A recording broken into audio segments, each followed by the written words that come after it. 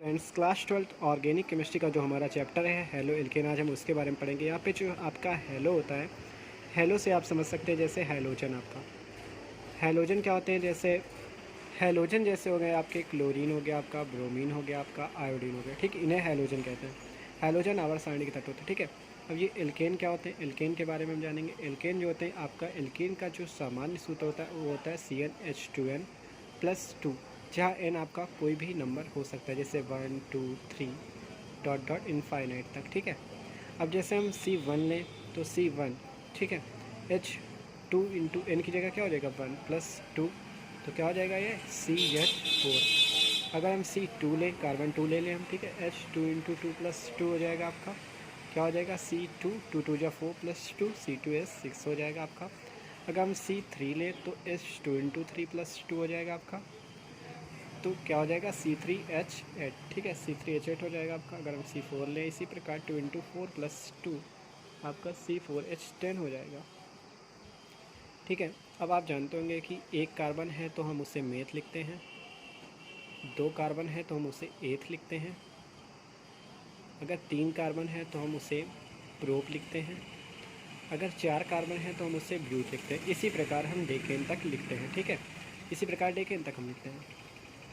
इसी प्रकार डेकेन तक हो जाता है। पाँच कार्बन को जैसे हो तो हम उसे पेंट कह देते हैं। इसी प्रकार डेकेन तक होता है, ठीक है। अब जैसे आपका ये जो आपका C2H6 है, जैसे आपका CH4 है, CH4 की तो संरचना नहीं बनेगी, मतलब ऐसे जैसे C2H6 की बनाओ तो CH3 सिंगल बॉन्ड CH3 हो जाएगा, ठीक है। C3H8 होता है जैसे आपका, तो इसकी बनाओगे तो CH3, बीच में बस CH2 जोड़ते जाना है, CH3, ठीक।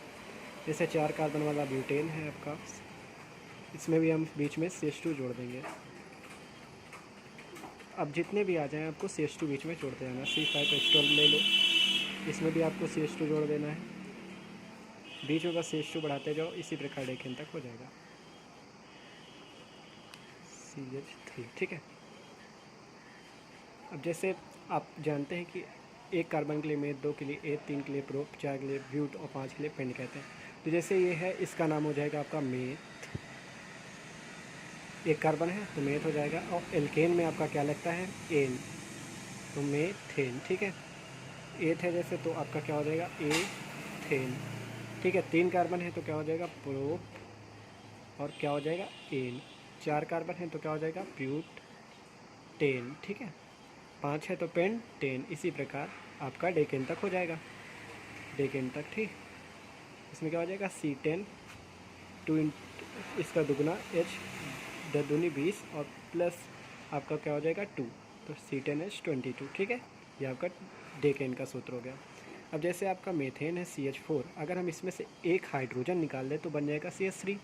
इसे हमने मेथेन कहा था तो हम इसे कहेंगे मेथिल, ठीक है, क्या कहेंगे मेथिल। इसी प्रकार जैसे C2H6 है आपका, अगर हम इसमें से एक हाइड्रोजन निकाल दें तो C2H5 बचेगा, इसे हम क्या कहेंगे एथिल। जैसे तीन कार्बन वाला है आपका C3H8 है, इसे हम क्या कहते हैं प्रोपेन। अगर हम इसमें से एक हाइड्रोजन निकाल दें तो क्या बन जाएगा प्रोपिल, बस इल लगा देना है, ठीक है।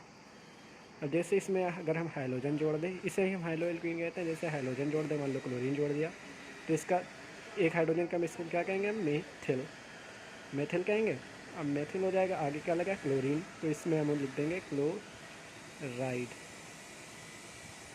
क्लोराइड लिख देंगे, ठीक है। जैसे इसका हम IUPAC नेम लेना चाहें तो पीछे से ऐसे क्लोरो, क्लोरो हो जाएगा आपका, और एक कार्बन के लिए क्या हो जाएगा मेथेन, ठीक है। अब जैसे आप अगर C2H5Cl है आपका, तो देखो इसका क्या हो जाएगा, दो कार्बन के लिए एथिल, और Cl है, Cl के लिए क्या लिखोगे क्लोराइड, एथिल क्लोराइड हो जाएगा, ठीक है। अगर यहाँ Br लग जाए तो एथिल ब्रोमाइड हो जाएगा, आयोडीन वाला आई लग जाए तो एथिल आयोडाइड हो जाएगा। इसका नाम पीछे से लेंगे तो क्या होगा क्लोरो एथेन, ठीक है। क्लोरो दो कार्बन के लिए एथेन। इसी प्रकार जैसे C3H7Cl हो जाए तो तीन कार्बन के लिए हम क्या लिखेंगे प्रोपेन, प्रोपिल लिख देंगे, ठीक है। और Br है तो ब्रोमाइड, तो नाम क्या हो जाएगा इसका, नाम हो जाएगा इसका प्रोपिल ब्रोमाइड, ठीक है। और अगर इसका IUPAC नाम ले तो क्या हो जाएगा पीछे से ब्रोमो प्रोपेन, ठीक है, ब्रोमो प्रोपेन नाम हो जाएगा इसका। इसी प्रकार से हम इसके IUPAC नाम लेखन तक लिख सकते हैं, किसी को भी जोड़ दो आप, या ब्रोमीन, आयोडीन, क्लोरीन कुछ भी जोड़ सकते हो, ठीक है। फ्लोरीन जोड़ दो, इसका फ्लोराइड हो जाएगा, कुछ भी जोड़ो, ठीक है। जैसे आप मतलब केमिस्ट्री को कठिन मान के पढ़ोगे तो नहीं समझ में आएगा, इसको अच्छे से पढ़ो, ठीक है। जैसे बाकी सब्जेक्ट पढ़ते हो उसी प्रकार इसे भी पढ़ोगे तो सब आ जाएगा, इसमें कुछ नहीं है, ठीक है। अब जैसे आपका ये आता है, इसमें हमें जो हेलो एल्केन में हमें जो पढ़ना है वो है एथिल ब्रोमाइड के बारे में, ठीक है।